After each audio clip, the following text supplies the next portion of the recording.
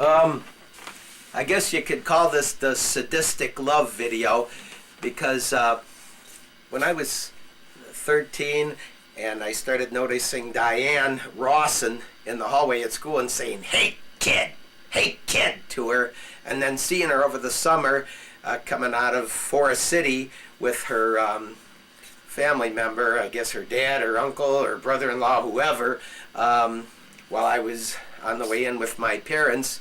They were going to do some shopping in there. I went home later that night when my parents were either outside in the garden or went somewhere and left me alone. I started fantasizing about me smashing her head through a wooden door, or somebody in her family smashing her head through a wooden door, and I acted it out. I had to tell myself later, chill out, you like this girl, you don't want to do that to her. Why do you want to do that? So anyway, I acted it out by running down the stairs, skipping a few steps, landing on the floor, and flying against the door. Now the camera angle is not, I don't have a big enough camera angle where I can show it all. So anyway, I ran down the stairs like real fast, like this. Ah! And then I jumped up and ran into the door. I ran into the door like this. Ah! Oh, Joe, why did you do it? You hurt me. I had sadistic inclinations. I couldn't help it. But later on, I thought, just for thinking that, maybe I could redeem myself with her.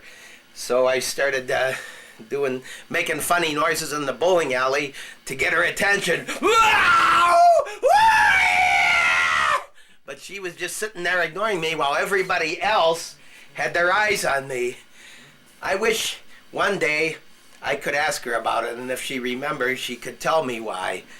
So anyway, I just wanted to demonstrate that. Jumping off the stairs and ramming into the door, making believe that I or someone else was smashing her head through a wooden door, but I later on decided it wasn't right, so I stopped that fantasy. It was just a little confusion at first, I guess, because I didn't know how I felt about her, but I was noticing her and saying, hey kid in the hall.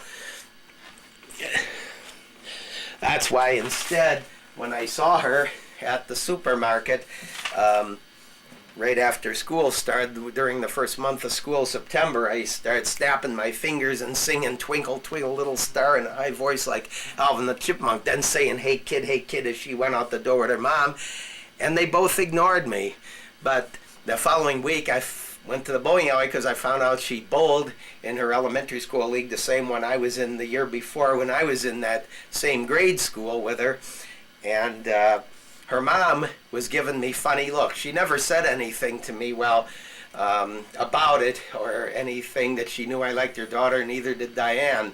And it was very easy to carry on the idea that someday she was going to fall in love with me, since there was no communication between us, because there was none of that, oh, I would never fall in love with you, or yes, I would.